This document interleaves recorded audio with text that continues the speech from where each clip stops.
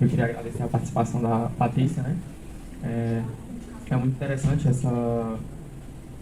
esse esclarecimento a respeito de como funciona a FUNAI, de quais são os processos para entrar, como se dá o movimento lá dentro, enfim. Eu queria agradecer essa participação. A minha primeira pergunta ela vai para o Daniel. Eu queria saber se, quando ele ingressou no Exército, se ele sofreu algum tipo de preconceito, se pegaram de alguma forma no pé dele. A segunda pergunta vai para a Patrícia, que eu quero saber quais são as dificuldades da atuação da FUNAI no nosso município, na nossa região aqui. Agradecer a pergunta do nosso colega Juliano. Eu, como indígena, essa questão de enfrentamento com a minha diferença, querendo ou não, ela é todo dia. Onde eu saio de casa, eu sempre estou lidando com essas situações. Em questão desse tempo de militar, em primeiro momento, o pessoal tinha teve essa iniciação de querer tentar me ver como se fosse uma pessoa que não tinha capacidade de tentar rebater ou então se defender. Só que o pessoal tinha visto que eu não tinha essa dificuldade de ficar calado. Mas eu tive sim, no primeiro momento, nos primeiros dias, assim que o pessoal tinha visto o meu nome de guerra. Meu nome de guerra era o nome indígena, Pecru, que o pessoal geralmente pegam sobrenomes que são bem diferentes para não terem uma repetição de nome. E no meu nome, no caso, foi bem, não teve segredo de escolha. E sim, teve sim, inclusive me chamavam de índio. Índio. Eu falava assim, eu repetia umas 2, 3 vezes, índio. Eu não sou índio não, cara, eu tenho meu nome, meu nome é Daniel. E para que você fosse falar certo, poderia ser indígena. Se você não sabe o significado da palavra indígena, procure, se informe primeiro antes de você falar uma coisa que você não sabe. Você acha que sabe, mas você não sabe. Então, antes de falar alguma coisa que você não saiba, procure primeiro antes de falar, se expressar só porque você ouviu em alguns lugares ou então os seus pais te ensinaram. Procure saber. E eu prefiro o meu nome, Daniel, simples, ou então esse meu nome aqui, ó, que está escrito aqui no meu peito, Pecru. Se você não consegue falar, beleza, fala Daniel, vai que tu se lembre desse nome que é na sua linguagem. Eu falo perfeitamente a de vocês. E eu espero o mínimo de respeito da parte de você, o independente de quem seja, que vai estar referindo-se à minha pessoa. E a partir daí, eu creio que o pessoal tenha, essas pessoas que tinham feito o comentário a mim, eu acho que o pessoal tinha espalhado essa minha posição da minha resposta com os amigos, com os conhecidos que eles tinham. E a partir daí, o pessoal viu que eu não tolerava esse tipo de atitude, porque eu não me sentia eu não me encaixava naquele termo, naquela expressão que eles usavam. Cara, eu tenho meu nome aqui, ó, só ler, não tem problema nenhum, de ler, pronto. Só que, por sermos diferentes, querendo ou não, somos diferentes, a gente temos aí a questão da nossa cultura, muitos, eu não sei se é muitos ou poucos, ainda preservam essa cultura desde a nossa ancestralidade. E que eu sou muito feliz por ter ainda o meu povo ter essas tradições, esses rituais que a gente tem. Inclusive o meu povo ele preserva muito bem, só que por motivo de sobrevivência, eu tinha até falado ao professor, por motivo de sobrevivência, eu repito novamente, é questão de sobrevivência. A gente tem que tentar, a gente está na tentativa de integração, de tentar de alguma forma sobreviver. Hoje em dia, a internet em plataformas digitais se vê bastante em questão de mortes do pessoal de Roraima, de Acre, lá está bem maior do que em outros lugares. Hoje em dia se vê porque a gente tem aquele acesso à internet, mas que antigamente eu falo, em algumas décadas aí, a gente não tinha esse acesso esse fácil acesso à internet. Só que eu creio que sempre aconteceu isso, essas mortes, porque querendo ou não, o pessoal ele cresce o olho, não tem como usar outra palavra. O pessoal ele quer riqueza, de alguma forma ele quer lucrar. E eu acho que eu, como indígena, eu sei muito bem o que é se sentir, ter essa sensação, principalmente quando eu lido com questões de assunto que se refere ao indígena, ou então aos indígenas. É como se eu tivesse, eu me sinto como se eu fosse um nada, como se fosse uma cadeira, ou então algum objeto que está lá. Está lá no meio do ambiente, no entanto, esse objeto não fala. E a pessoa que está lá, está falando pelo objeto. Exemplo, essa cadeira aqui tem braço, então talvez ela pode ser confortável, então, de alguma forma, ele vai ser benéfico a você, etc. É essa a sensação que eu tenho. Mas, infelizmente, é uma realidade que eu decidi enfrentar. A questão do pessoal eu creio, e assim, algumas pessoas, já me alongando um pouco, eu tive uma curiosidade de perguntar a algumas pessoas fora do meu povo, de outro povo. Eu descobri, eu cheguei à conclusão de que o pessoal tem receio de enfrentar essa situação. Porque não é qualquer um que tem como é que eu posso dizer, a coragem de enfrentar, ouvir, ou então lidar com situações que a pessoa quase, uma hora, o cara vai pensar em chutar o balde. Uma situação que aconteceu comigo quando eu cheguei aí, nos meus primeiros dias, eu fui pegar o ônibus, lá naquele ponto de ônibus. Aí, naquele dia, o ônibus, não sei se tinha passado já ou não tinha o ônibus. Eu só sei que a única opção foi vir de mototáxi ou então a pé. E a gente preferiu vir de mototáxi. Aí, beleza, a gente tinha visto um mototáxi vindo na nossa direção, na via principal. Aí eu acenei, aí falei pro cara: "E aí, tudo bem?" Aí, tranquilo. Aí, será que você tinha como chamar um outro camarada aí pra gente ir nós dois aqui, eu e ela? Aí, não, beleza, eu chamo sim. Aí o cara pegou o telefone, aí ligou pro cara lá, o amigo dele, o conhecido dele. Aí ele falou: "Cara, você vem aqui, tem um compadre aqui." "Compadre, cara? Eu sou teu amigo, eu sou teu conhecido." "Você não é índio?" "Eu não sou índio não sou da Índia. Eu prefiro o meu nome, Daniel." Só que nessa resposta eu maneirei, eu me atentei a não pegar mais pesado. Mas em minha mente, às vezes, é de chutar o balde. Mas eu sempre tento, em primeiro momento, tentar manter o controle, porque não é difícil. Aí o cara vai falar: "Não, índio não tem mais não, o índio." É porque o cara não é. Infelizmente, essa é a resposta. É porque o cara não é. Ele não vai saber gritar, ele não vai sentir a sensação, ele não vai ter aquela sensação da pessoa ser indígena. Essa é a resposta. O cara não é. É simplesmente isso. Mas se a pessoa fosse um indígena, então aí ele iria saber como é que era o negócio. Porque não é fácil lidar principalmente com pessoas que são arrogantes e ignorantes.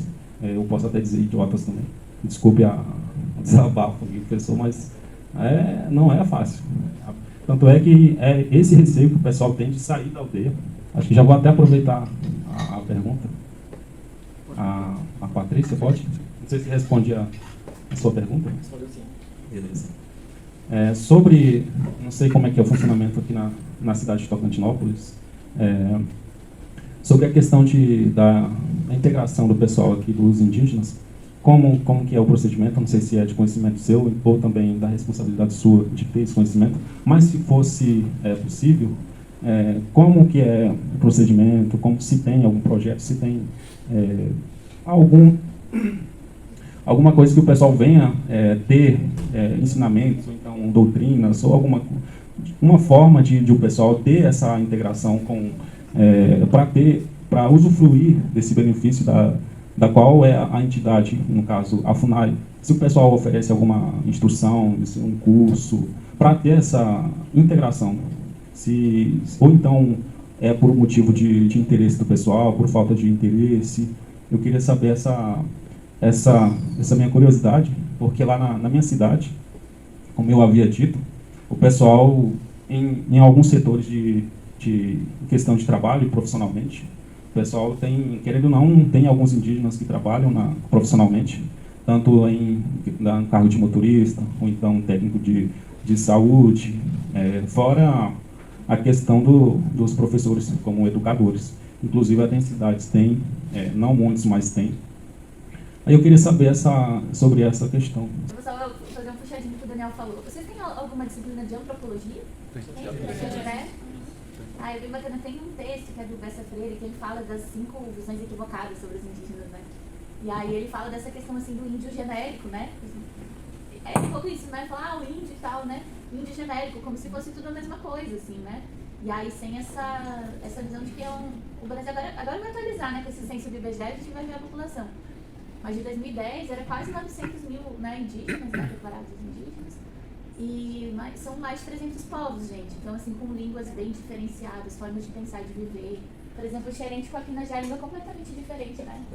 É você juntar um brasileiro e um francês, sei lá, gente, não tem um americano, assim, entendeu? É um outro povo, assim, uma outra forma de pensar, de viver, de organizar as casas, as moradias.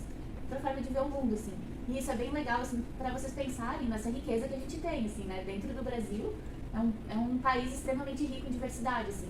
Então, possibilidades de vida, né? Diferentes, assim. E isso é bem bacana. E essa questão de índio, né? O povo falar índio, né? É um pouco isso, assim, a gente tentar quebrar essa lógica, né? Desse índio genérico, assim, né? E até teve uma tentativa de mudar, a FUNAI ainda é Fundação Nacional do Índio. E aí teve uma proposta de mudar para indígena e foi vetada pelo presidente, né, da República. Ia mudar para a Fundação Nacional do Indígena, né? Para atualizar um termo que realmente, né, índio é um equívoco histórico, né? Acharam que chegaram na Índia é o índio, né? E os índios. Então, mas foi vetado, né? Aí tu perguntou, né, citação da FUNAI. Assim, gente, eu não recomendo para ninguém trabalhar na FUNAI. Porque é maravilhoso trabalhar com o povo indígena, mas a FUNAI é um órgão, assim, extremamente sucateado, desestruturado.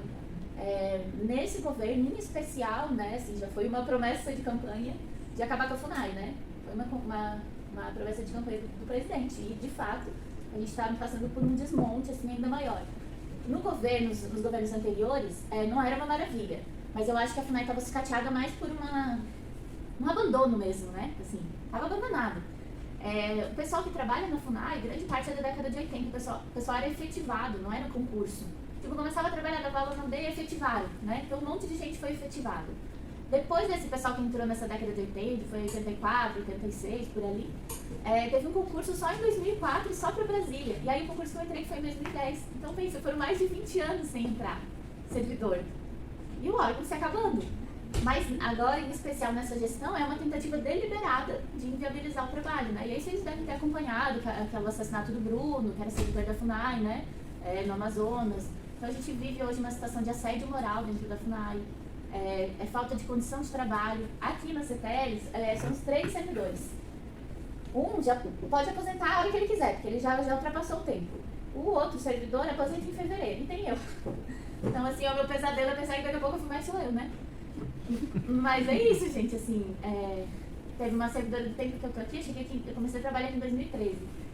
Uma servidora aposentou, outros 2 que vieram de concurso, do mesmo que o meu, né? Um saiu da FUNAI e outro foi para outra cidade. Então a gente só vai decair. E aí não tem internet, não tem telefone desde agosto do ano passado. Então, assim, eu chego na FUNAI, eu fico roteando a internet no meu celular e computador para trabalhar.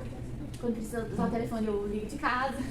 Então, assim, a gente não tem condição de trabalho nenhuma. O carro quebra, fica um mês sem veículo, que é o único veículo que dá assistência, né?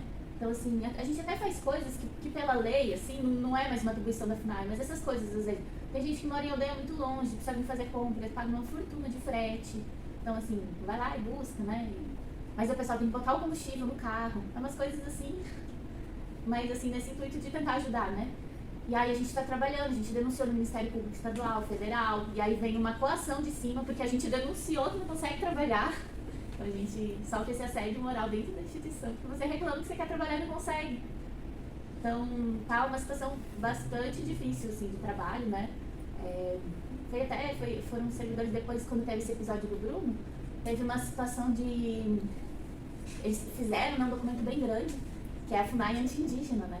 Porque é isso, assim, quem está tentando trabalhar não consegue ser coagido de diversas formas para não fazer, né? Eu não vejo como um descaso, assim, a gente não tem internet, eu vejo como uma coisa proposital, é para não funcionar, é para a gente não fazer. Então, cada vez mais você vê que, assim, as dificuldades aumentam. Aí, por exemplo, vai para o INSS, que é um órgão que eles, né, toda hora acessam. Chega lá e falam, não, vai procurar a FUNAI. O INSS faz muito pouco hoje em dia, né? Aí, então, assim, eles ficam pipocando, como é que eu vou, como é que eu resolvo, sabe? É muito difícil, gente. Então, por isso que eu falei, assim, eu não indico, claro, é um órgão federal, você tem uma estabilidade e tal, Mas é muito desafio. E aí, assim, a gente que trabalha na conta, em CTR, a gente fica na pressão, porque a gente vê a pressão da comunidade, né? Ah, quero que resolva meu problema, assim, tem as demandas, é muita demanda. Aqui são mais de 60 aldeias, acho que no Xerente é mais ainda, né? Sim. 100 aldeias? Não, eu falei sim. Sim? Sim, é mais que 60. É mais, né? E 3 mil pessoas. Então, vocês imaginam, a demanda vem desde, assim, essa questão previdenciária, caso, às vezes, assim, de que vai, algum caso que vai para delegacia, alguma coisa a gente acompanha, tem essas políticas de semestre, projetos na área de cultura a gente já nem consegue mais fazer, porque a FUNAI é quebrada, e aí a gente conseguia muita parceria com a prefeitura, não consegue mais, as prefeituras também não estão apoiando mais, então a gente fica engessada, aí vem essa pressão daqui e a pressão de lá, que você não fazer, e aí a gente fica aqui no meio, né, apoio de todo lado. Então é bem difícil, assim, fica mesmo na FUNAI quem gosta, assim, quando eu entrei, acho que foram 600 servidores. Eu imagino que hoje não tem nem metade gente do que entrou. Porque o pessoal, assim, não se identifica mesmo e continua fazendo concurso, né, para entrar em outro óleo. Ou, assim, teve muita gente que foi para locais afastados, de difícil acesso, né. E grande parte do pessoal que passa no concurso é do Sudeste, né, de São Paulo, dessa região.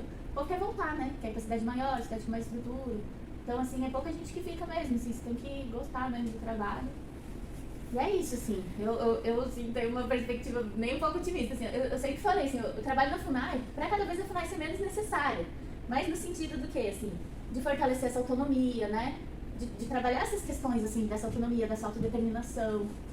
Quando eu cheguei aqui, eu ouvia falar mãe FUNAI, né, que vinha dessa lógica da tutela, né, do Estado. Então, dizia, assim, os mais velhos falavam, a FUNAI é a nossa mãe. Eu falava, não, gente, vocês já estão órfãos faz tempo, não é mais mãe, não. Então é isso, assim, vocês têm que ir lá, vocês têm que dialogar, entendeu? Era muito isso, assim, vai comigo, fala lá. Não, vai lá e tenta resolver, se não der certo, tu volta aqui e fala comigo e a gente vê o que faz. Mas nesse sentido, dessa autonomia mesmo, da galera conhecer a lei, né? A gente começou a trabalhar com o CMS ecológico. Teve um dia um candidato a prefeito que foi na aldeia, a gente estava numa reunião do CMS. Aí ele chegou lá e falou, pra falar do prefeito que estava, né? Ele falou assim, você sabia que tem uma lei no município que a prefeitura pode gastar 20 mil para os indígenas por mês e o prefeito não usa? Aí eles olharam para ele e falaram, isso aí não é nada, a gente está falando de milhões aqui. Porque é isso, né? A gente ia lá discutir a legislação, né? A lei é essa, vocês têm esse direito, né? A galera tem que brigar, assim, por isso. Então, é nesse sentido, assim, sabe? De cada vez ser menos necessário nesse sentido. Mas hoje em dia, na situação que a gente vive, a FUNAI tem que estar fortalecida, né? E aí, assim, o Renan falou um pouquinho disso, assim, tá aumentando o número de assassinatos contra indígenas, né? Essa coisa da terra, né? Tem vários projetos de mineração em terra indígena. Essa ideia de abrir a terra indígena como área agricultável, né? Como se isso fosse trazer esse crescimento, desenvolvimento. Na verdade não é, né, gente? Porque emprega muito pouca gente, uso de maquinários, né? Agrotóxicos. Né? Sim. Então, na verdade, traz mais pobreza para a região, né? Assim, porque você acaba com o recurso natural que existe, né? Você não gera grandes empregos, mas é pouca gente que recebe, né? Esses projetos de monocultura. Mas o que a gente vê hoje é uma bancada ruralista bem forte e brigando cada vez mais para abrir esses territórios, né, para esse tipo de projeto, assim. Então, inclusive, tem os embates, alguns indígenas que apoiam, que não apoiam, né. Então, é um momento bem delicado que a gente está vivendo em várias áreas, assim, né. Essa questão desse preconceito, né, teve uma época que eu comecei a entrevistar alguns alunos aqui na JEC que chegaram no ensino superior, né, estava fazendo um artigo com uma outra pessoa. E eles relatavam muito essa questão dessa violência, assim, que às vezes não é nem física, gente, é uma violência simbólica, né? É o olhar, é como as pessoas te olham na rua. Às vezes não precisa nem falar, né? Mas é isso, assim, o que você tá fazendo aqui, né? Isso aqui não é lugar de você estar, você tem que estar na aldeia, assim, né? Então, acho que era muito pesado, né? Muitos relatavam que acabavam desistindo, porque é isso, né? Assim, a medo da violência física, também medo dessa violência simbólica. E aí, eu até ingressei no curso de educação do campo e tinha 2 aqui na JEC junto. E aí teve um dia que era uma apresentação também, foi perguntando o nome, todo mundo foi falando o nome, e quando chegou ele foi lá na frente e falou assim, não, eu vou na frente me apresentar porque eu gosto de olhar no olho, né, das pessoas. Aí ficou todo mundo assim, a maioria nunca tinha conversado com indígena, nunca nem tinha conversado, apesar de viver na cidade, cruza na rua, mas assim, as barreiras são tantas, né, gente, vocês passam na rua, mas assim, é como se tivesse um muro invisível, né, são 2 mundos ali. E aí quando viram ele falando, e ele conversa super bem, aí todo mundo assim, sabe, aí chegava no intervalo, todo mundo em cima dele, como é que é isso, como é que é aquilo, né? Então existe, acho que essa curiosidade, esse interesse, mas essa barreira simbólica, né, que separa esses mundos, né? A gente tem que ir tentando construir pontes que aproximem, não que afastem, né? E aí a gente fala assim, enfim, né, da questão indígena, mas os preconceitos se manifestam de diversas formas, né? Contra a população que é negra, né, homossexual, enfim, né? Esses muros, essas barreiras que geram violência, né? Só alimentam mais preconceito, né? Acho que é isso, assim, a gente, quanto universidade, né, vocês, assim, esse papel de romper, né, esses estereótipos. Vou fazer um comentário e, ao mesmo tempo, embutido nesse comentário, uma pergunta. É pro Daniel, né? Eu vejo assim que o Daniel, vou falar de mim primeiro, sobre todos aqui eu trato de forma igual, inclusive o Daniel, e é assim que tem que ser. Eu não faço 1% de esforço a mais para tratar o Daniel diferente dos demais. Trato exatamente como qualquer um outro. E isso para mim é normal. Eu nunca tive nenhuma barreira que... O que eu tenho é um cuidado na hora de falar com ele, um determinado assunto, uma certa palavra, porque eu já vi que ele é, assim, tem essa reação, às vezes, de repulsar, né? Eu não estou fazendo a crítica, mas pode ser devido ao que ele já passou ao longo da vida dele até aqui, toda a forma de preconceito que ele já passou, por onde ele já passou, inclusive como ele falou aqui, ele pode ter adquirido internamente, essa coisa da repulsa, né? Quando você vai falar alguma coisa, ele já se arma. Opa, vem uma coisa aí que vai me ofender. E isso para os demais, e assim eu me sinto constrangido, não vou mentir. Porque eu não vejo que eu tenho acesso direto para falar um assunto assim como eu falo com os demais, com medo de falar uma palavra que, para eu, é algo que eu falo normalmente, mas que ele pode se ofender. E aí, o que acontece? Vai acontecendo o isolamento. Esse isolamento é provocado. Entendeu? Não é que os demais falam, essa é a minha visão. Não é que parte do todo dos demais. É uma coisa que vai sendo provocada. Assim, mas eu entendo. Por tudo que tu passou até aqui, pode ter criado essa coisa interna, né? De sempre estar esperando um preconceito, estar esperando uma palavra que vai te ofender. E isso realmente é chato. E aí o que eu queria deixar da mensagem, do comentário, é isso. Que às vezes o que acontece é o isolamento. Você vai se isolando, porque os demais têm medo de chegar e conversar com você normalmente, como conversa com qualquer outra pessoa. É assim que eu me sinto, eu não sei se é assim que a turma se vê também. Mas como eu falei no início, eu não tenho 1% de esforço a mais para tratar você diferente dos outros. Trato exatamente como todos os outros aqui. E assim tem que ser. Eu nunca vi um indígena diferente de ninguém. Eu não faço percepção, não faço diferença nenhuma. Porque, como já foi falado aqui, somos pessoas normais, todos nós. Estamos aqui com os mesmos objetivos, buscando as mesmas coisas. Como eu tinha dito anteriormente no início da minha fala, eu tinha comentado um pouco sobre a minha vida pessoal. Não foi de forma generalizada, nem especificamente do meu povo, mas especificamente da minha vida pessoal, de como que foi a minha trajetória, como é que é mais ou menos o meu comportamento, e de acordo com o comportamento, situações que eu me encontro, eu tenho as minhas reações, as minhas respostas.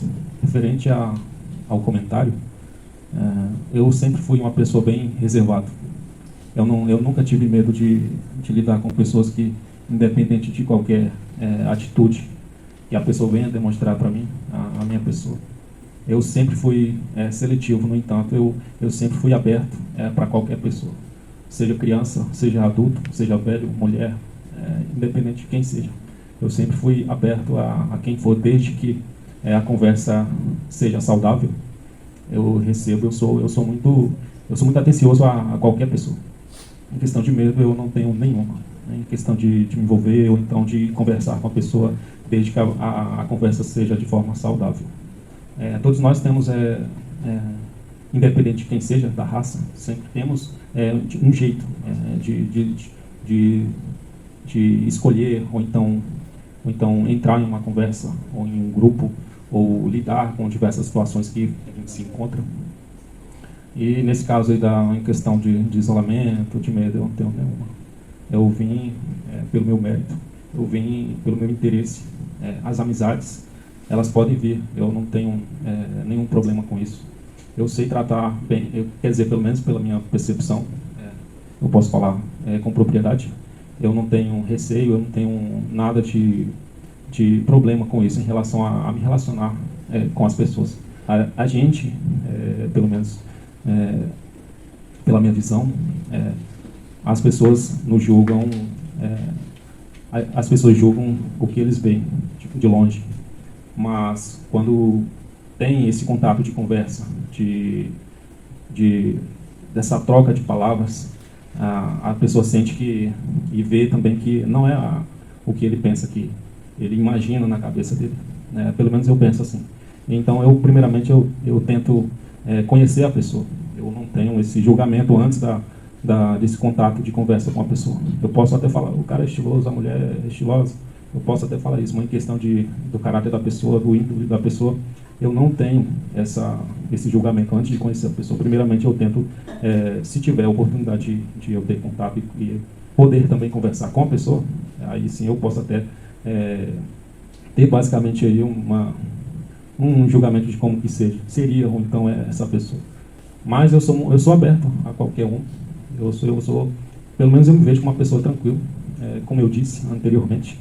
Eu sou aquilo que você é para mim, o que você vai lhe dar, o que você vai oferecer. Se for saudável, será saudável. Se for de outro jeito, infelizmente será de outro jeito. Porque se eu fizer mal a você, você faria o bem para mim? Eu creio que não. Então, o meu pensamento é basicamente isso também. Mas a minha pergunta vai para a Patrícia. Ela citou um texto aí do Bessa Freire, eu também sou formado em Ciências Sociais. Aí eu te pergunto por que há, né, no imaginário aí de muitos brasileiros a ideia de uma cultura congelada em relação ao indígena. Por que isso ainda há nos dias atuais essa imagem de que ser indígena tem que andar com um cocá ou andar com uma pintura, então como se eu tivesse que estar isolado numa aldeia.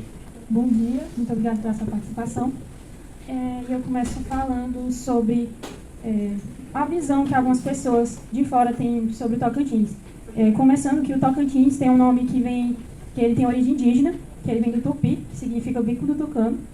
E eu vejo muitas pessoas falando aqui sobre que no Tocantins só tem mato, indígena e pobreza.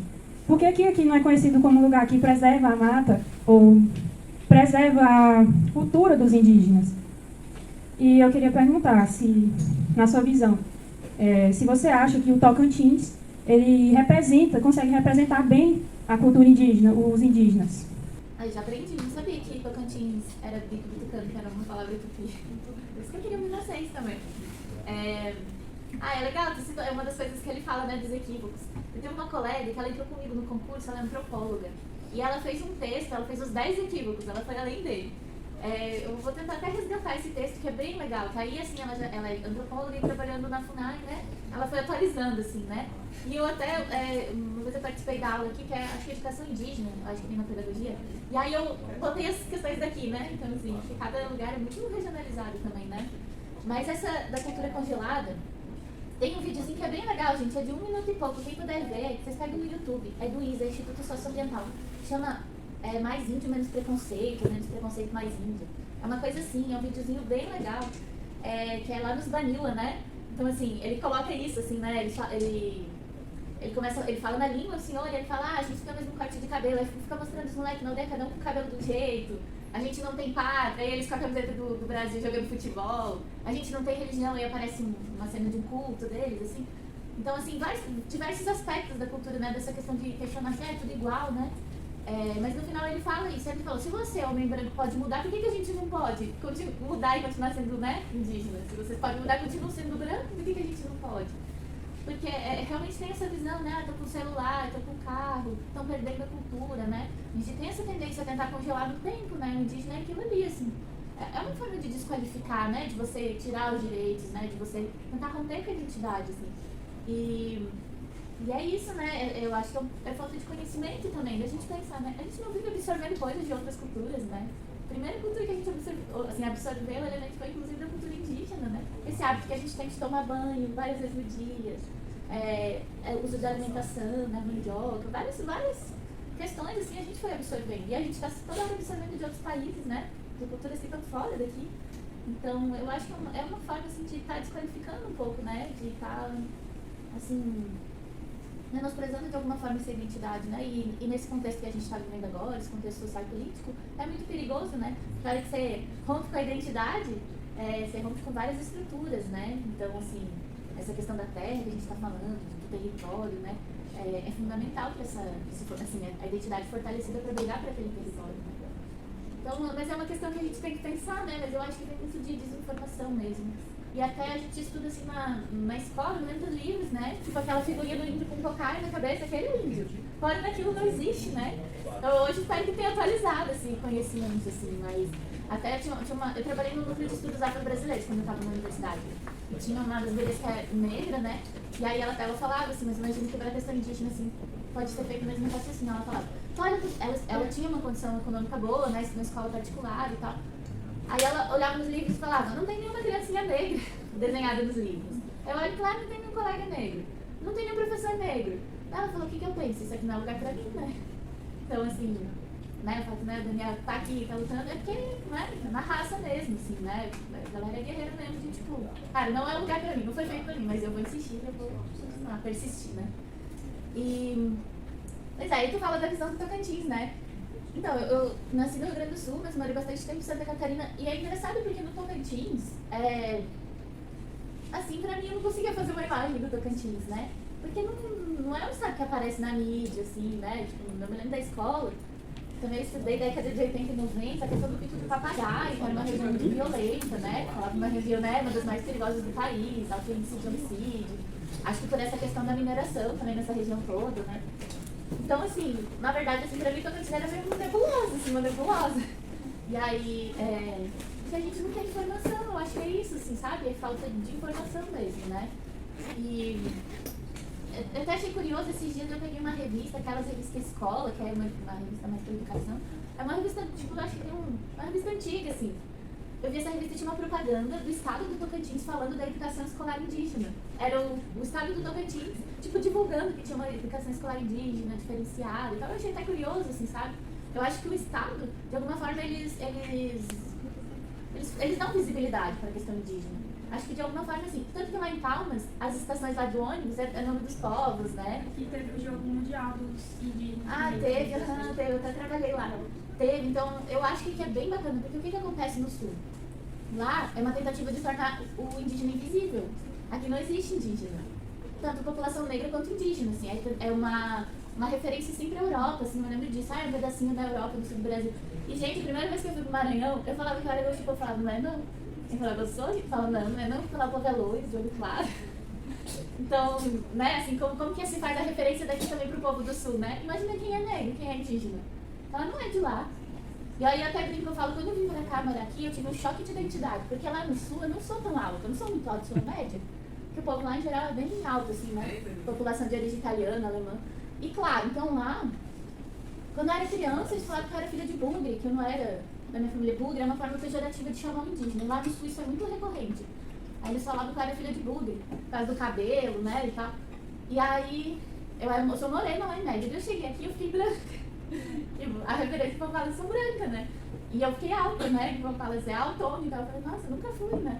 Então, como essa questão da identidade, né? E outro choque, eu cheguei na FUNAI, tinha um colega que aposentou com 40 anos de FUNAI. Ele escreveu uns 3 livros, eu acho, né? Ele teve uma experiência muito, assim, no processo de demarcação das terras, no período da ditadura, assim, de enfrentamento, assim, ele é muito linda a história dele. Aí ele tinha um livro que ele falava assim, porque os gaúchos, né? Vem aqui pra acabar com tudo. Essa coisa do... Como é que eles botam? Esqueci o nome. Que eles colocam aquela corrente. Esqueci o nome. Essa forma de... mas essa forma de limpar o terreno que desmata tudo, não deixa nada, assim. Aí toda hora ele falava que os gaúchos, esse modelo gaúcho de produção de acabar com tudo, né? Plantar soja. Aí eu até falava, mas que gaúcho gente boa. Não, porque assim, é um modelo gaúcho, mas é um modelo totalmente predatório, né? Vai ser de expansão, assim. Mas então eu acho que é isso, assim, a falta de conhecimento disso, né? Eu acho que essa questão até de como essas identidades se formam. Mas eu acho que o Estado explora isso. Agora, em termos de política para os povos indígenas, aí eu acho que já muda um pouco. Mas em termos de dar visibilidade, eu acho interessante, é importante, né? Aqui tem povos indígenas, são diferenciados, né? Isso eu acho que é um mérito do Estado, né? E a questão dessa política de semestre ecológico, de ser bem precursora em termos nacionais, assim. Daqui é um estado novo, né? Acho que é o estado mais novo, não é? E tem uma política de semestre ecológico, e que não tem, o estado do Maranhão não tem, por exemplo, que é aqui do lado. Então é uma política de incentivo à manutenção da terra indígena, não é só compensação ambiental, mas é de fazer incentivo, né, para as prefeituras para fazer essas, porque o município não ganha de graça. Ele tem que fazer uma ação para o povo indígena para ganhar. Bom, nós já estamos chegando ao término. Sobre sobre o que a Patrícia falou da assessoria, nós em breve vamos inaugurar o nosso núcleo de prática jurídica e com certeza a gente vai elaborar essa assessoria, não só para os indígenas, mas para outros tipos de público também. Para finalizar, eu queria falar de 3 coisas. Primeiro, agradecer muito a vinda do nosso acadêmico, Daniel. Com certeza exige de você muita coragem de estar aqui hoje. Essa dificuldade com a língua é muito grande, e desde o primeiro momento que eu te vi, eu sempre falei para ti que você é diferenciado dos outros, porque os outros têm muito mais dificuldade com essa língua, e você provou aqui hoje que você supera muito isso. E a parte, a gente nunca teve chance de falar mais sobre esse tema, que eu gosto muito, mas a partir de hoje a gente vai se aproximar ainda mais. A gente tem uma amizade grande, né, em razão dos nossos filhos, mas eu quero me aproximar mais para ver se eu e o curso a gente pode contribuir para superar essas dificuldades que você falou aqui hoje. O segundo ponto é que eu sou do Sul, mas eu tenho uma experiência de muitas viagens. Vocês já me conhecem, eu já falei isso para muita gente, né, daqui. Não me lembro se eu falei no grupo de pesquisa ou na sala de aula. Eu já andei por muitos estados brasileiros, inclusive morei fora. Essa experiência de morar fora é como a de um indígena sair da sua cultura e ingressar em outra cultura. A começar pela dificuldade da língua, a começar pelos estereótipos de brasileiros fora do Brasil. Há muito preconceito. Então, essa dificuldade de aproximação, de diálogo, ela é muito grande. Mas quando se supera essa barreira, esse medo, esse desconhecimento, esse preconceito, essas violências, seja de que forma for, violência física, simbólica, violência de reduzir o brasileiro a uma bunda, a samba, carnaval e futebol. Nós não somos só isso. Como os indígenas não são o índio. Eles são os povos indígenas. Então, o mínimo que a gente pode ter para começar a superar essas barreiras é respeito, saber ouvir, saber dialogar, fazer as perguntas certas, sem agressão. Evitem sempre a pergunta por quê. Comecem com o como, e não o porquê, que é um tom acusatório, é um tom agressivo. Façam perguntas que incentivem o diálogo e que não acusem já no início da conversa. Dessa forma a gente pode superar esses preconceitos. E para finalizar, é uma história, 1 minuto. Ela é feita num contexto religioso, mas serve para o contexto que você quiser. Um jovem judeu se aproximou do rabino, dizendo se ele não tinha nenhuma piada de cristãos. O rabino olhou para o jovem assim e pensou: eu tenho, você quer que eu fale? O jovem falou: claro, super ansioso, dizendo: lá vem mais uma piada. E as piadas são a pior forma de você humilhar alguém. Claro. Mas o rabino falou: claro que eu tenho uma piada. Daí o outro já se coçou, dizendo: lá vem uma piada que vai brincar com os estereótipos de cristãos. O rabino falou assim: você sabe por que os cristãos batem no saleiro pelo lado direito? Aí o outro: claro que não, fala aí. Você sabe por que o judeu bate no saleiro do lado esquerdo? Você sabe por que o budista bate no saleiro por cima? Você sabe por que o povo da Umbanda e do Candomblé bate no saleiro pela parte de baixo da tampa? Aí o outro: não, vai, aí já está ficando bom. Você sabe por que o muçulmano bate na parte oeste do saleiro? Você sabe por que o hinduísta, o maoísta, bate no lado leste do saleiro? Aí o outro: não, fala logo, que eu quero rir. Para tirar o sal.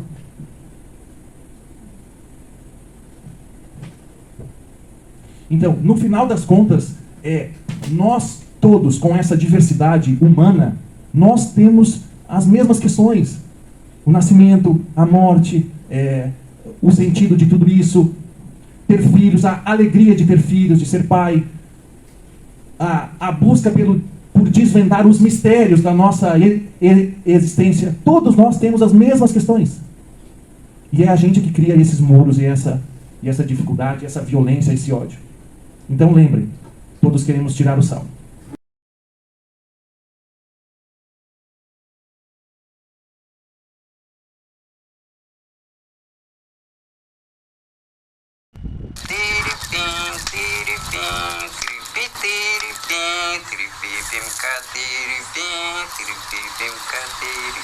Katawha baniwanai. Katawha ye magapehe paitinako. Amazônia. Wani kawa mana nitsa. We makayaka. Karunko akawan hele. Terza wanako kawa paramarita. Waiha kawakapi iyo. Watakha wachikure pakuwaka. Nyawahiuka Brasil. Nyausaka pakwe paka. Kametsa watupikaka vintakete iyo. Netsaka dupia upi 1500 anos piakazu. Neta panza puaza que na kaya pikada ke pineika. Nya wataite wa maka ke we maka ima wa neviki kakani.